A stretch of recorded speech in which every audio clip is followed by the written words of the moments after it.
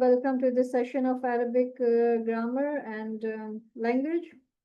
And as is the routine, we start with the high frequency words document, and we are on the part 4 of this document that deals with the prepositions in Arabic and the way prepositions are used in the verses of the Quran.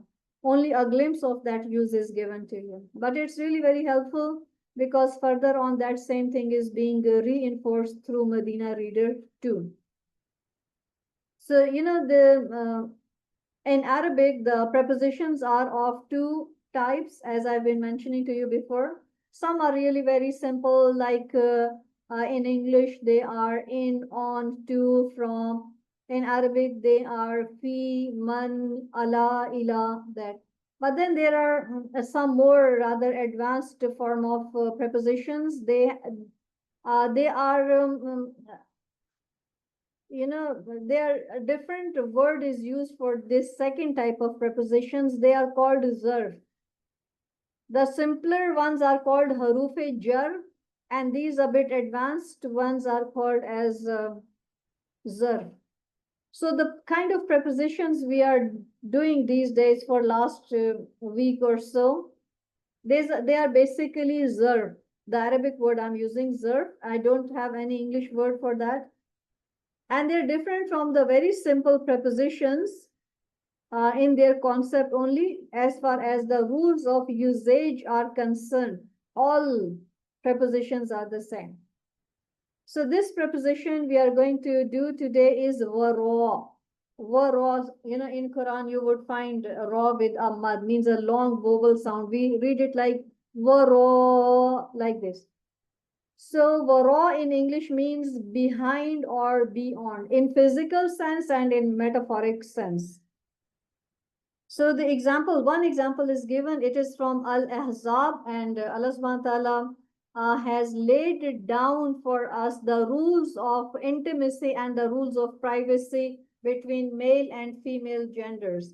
So in regards with that, there are so many injunctions revealed in chapter An-Nur and Al-Ahzab, and out of those so many ones, this one is that whenever a person has to ask for something from the wives of the Prophet, he wouldn't just go to them face to face. Rather, he would ask from them from behind a screen.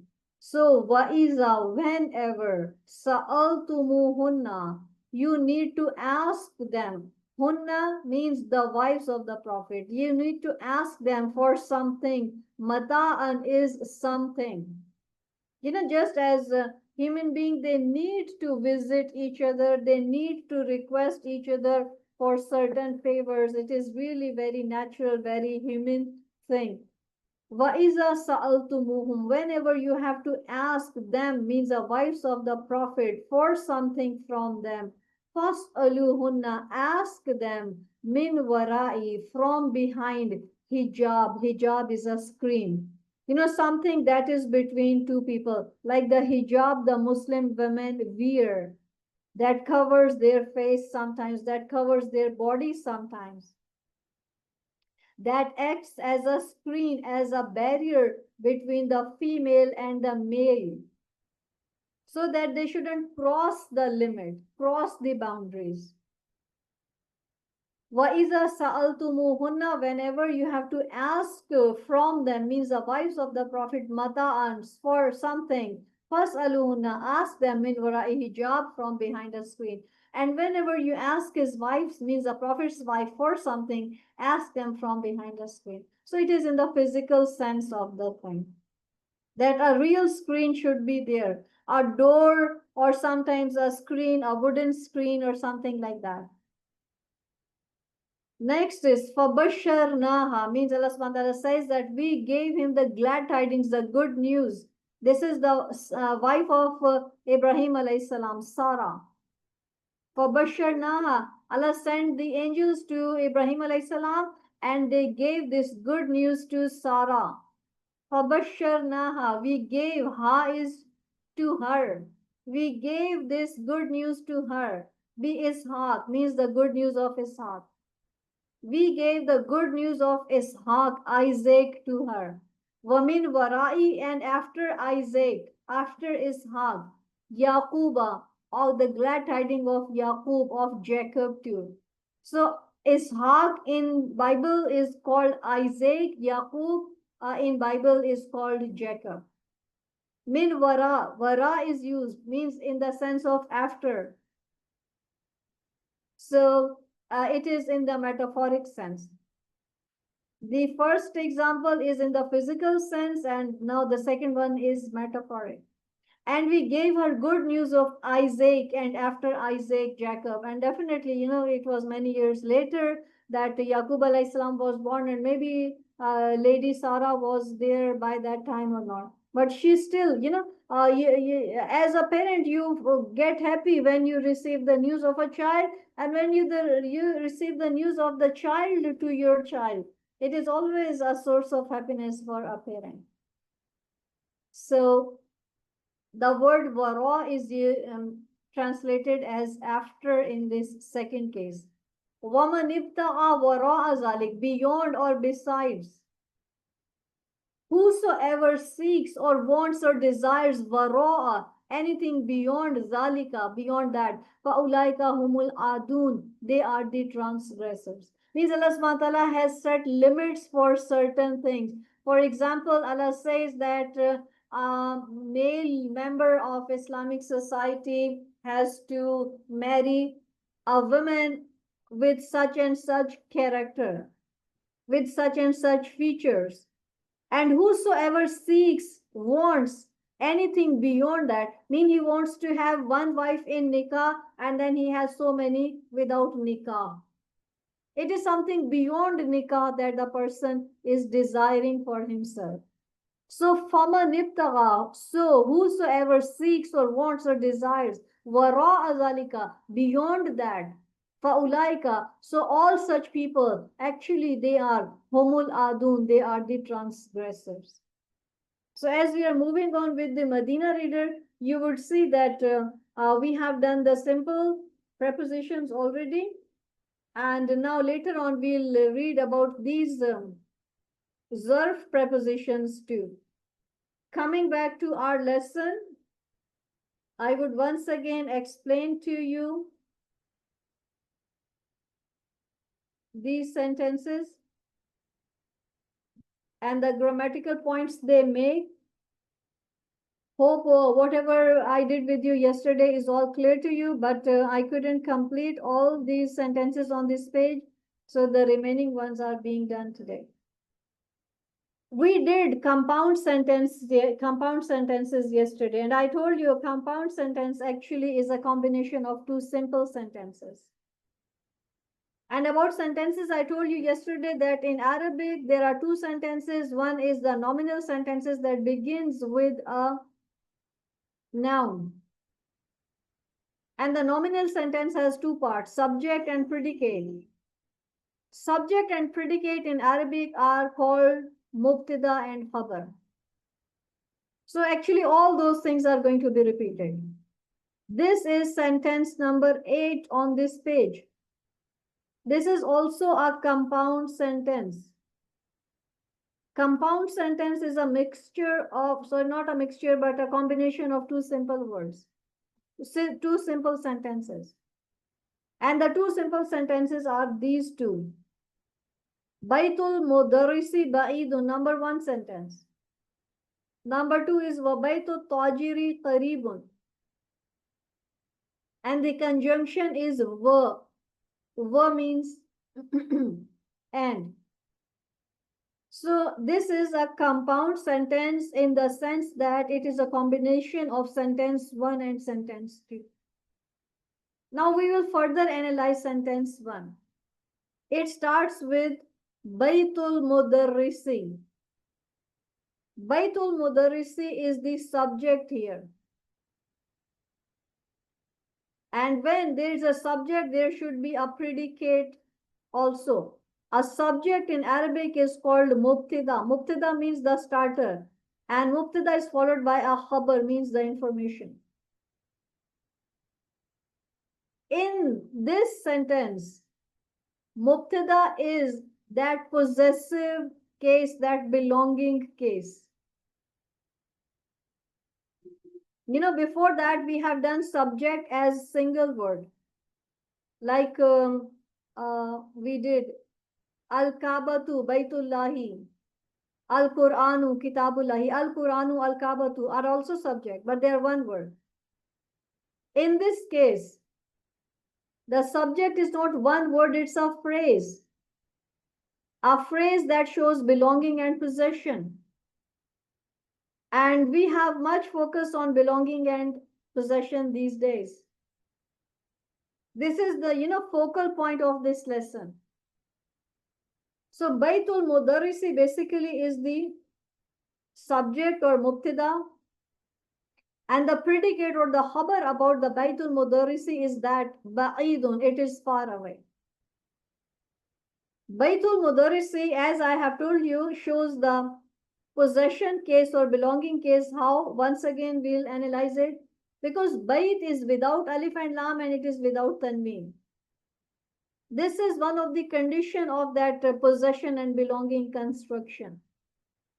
So when Bait is without alif lam and without tanween, it means that a possession case is being developed there. Mudarrisi is in genitive case. Means Mudarris is the person who has a bait or house under his possession, or the house belongs to him. So the subject or mubtada is Baitul Mudarrisi, the teacher's house. Now the teacher's house is just a phrase. It's not something meaningful. It does carry meaning, but that is incomplete. The meaning is only completed when predicate or khabar is brought in. And the khabar is Baitul Mudarrisi ba'idun. And the house of the teacher is far away. Sentence number 1 in this compound sentence. Then is conjunction wa, means and in Arabic. The second is bait. Once again, bait without alif lam and without tanween, without double dhamma. Means a possession case is being developed there. Tajiri is in genitive case again like Mudarrisi. In the first case, it was Mudarris's house. In the second case, it is the Tajir's house. And the merchant's house. What? Merchant's house again is a subject or mubtada. Because it is a starter of the sentence. But it carries some meaning but not the complete meaning. The meaning is only complete when khabar or predicate is brought in, and the predicate is qaribun, and the merchant's house is nearby. The teacher's house is far away and the merchant's house is qarib. Qarib means nearby. Sentence number 1 is Baitul Mudarrisi ba'idun. Sentence number 2 is Baitul Tajiri qaribun. Two simple sentences joined together by the conjunction wa, so they make a compound sentence. Hope the explanation is enough for everyone. Next is haza. This is. Haza is for masculine nouns or male nouns for just one or single object, and for object that is not very far away, that is just close, near. So you translate haza as this is. This is miftahu sayyarati. Again, miftah is without alif lam and without tanween. It means that possession case is being built here. Sayyarati actually is the noun that the miftah belongs to.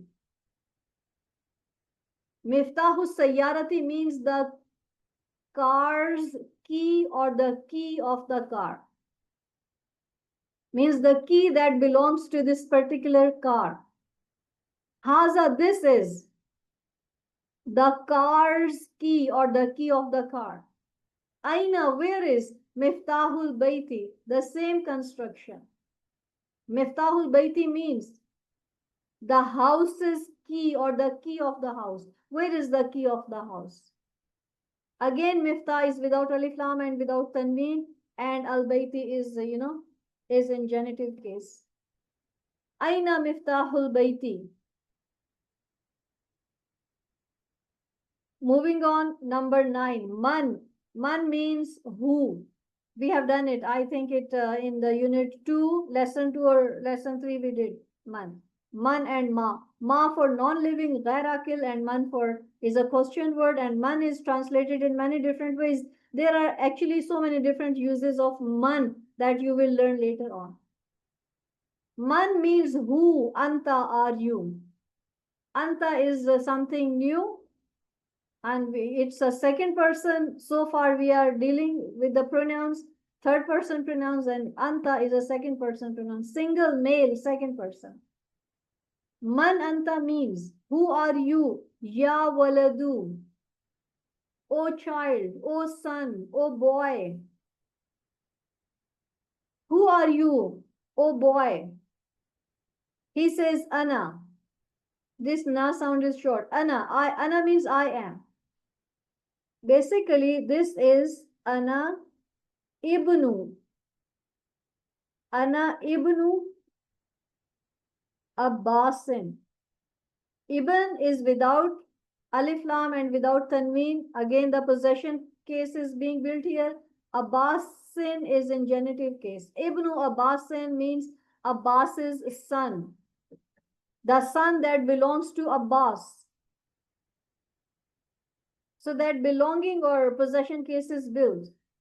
And it is Ana ibnu Abbas. I am the son of Abbas. But in Arabic, this alif is dropped. When you join the word from the with the previous, this alif is dropped. That's why it says anabnu. Anabnu. Abbasin means I am the son of Abbas. Some alif in Arabic, like they are dropped and they are not pronounced. And some are those that are pronounced with their sound a, e, or u. And this is something you have done in your tajweed lessons already. I hope so. Wabnu, man hua. Wabnu, man hua means whose. Wabnu man, whose son, hua. It is wa ibnu. Wa ibnu. But when you join wa ibnu, it becomes wabnu. Alif is dropped. Wabnu man, whose son, hua. He is. Because it is akil, a question is being asked about a human being, someone who is akil, someone with intellect. Wabnu man, whose the son, huwa, he is, huwa, ibnu Khalidin. Again, it is ibn, huwa, ibn. Ibnu without alif lam, without tanween, Khalidin. Ibnu Khalidin, son of Khalid or Khalid's son. When you join huwa with ibn, it becomes huwabnu. This alif is dropped and it becomes huwabnu. He is Khalid's son. And then aina, where is? Masjidu Rasulillahi. Masjidu Rasulillahi. Masjid is without alif lam and without tanween, means possession case is being built. Rasul also is without alif lam. So it means again the possession case is being built. Rasul is in genitive too. So basically there are two possessive cases. Next, first is 1 minute.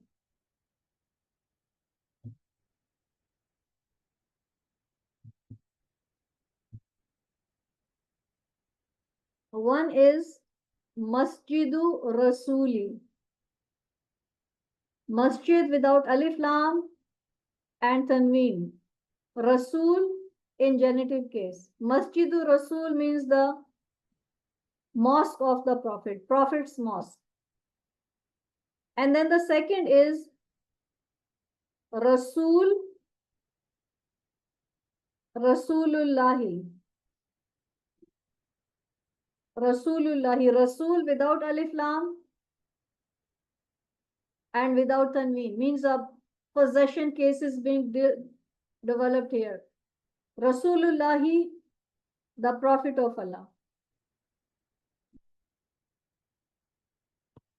Masjidu Rasuli, the mosque of the Prophet. And Rasulullahi, the Prophet of Allah. In both these cases of belonging or possession, you would see that the word Rasul is common. In the first case, the masjid belongs to Rasul, or the masjid under the possession of Rasul. But in the second case, Rasul belongs to Allah, or Rasul is under the possession of Allah. Rasulullahi, Rasul of Allah, Prophet of Allah. So it's a case of double possession. Rasul in one case is possessing something, and in the second case, Rasul himself is under the possession of Allah subhanahu wa ta'ala, as we all belong to him. Inna lillahi wa inna ilayhi rajiun. We all belong to Allah. So masjid belongs to Rasul in the first case, and in the second case, Rasul belongs to Allah subhanahu wa ta'ala. So as such, Rasul is in the middle of these two cases. So Rasul is put in genitive case. Masjidur Rasuli means the masjid of the Rasul, and Rasulillahi means the Prophet of Allah, the Rasul of Allah. Masjidur Rasulillahi means the mosque of the Prophet of Allah, means the Prophet's mosque in Medina.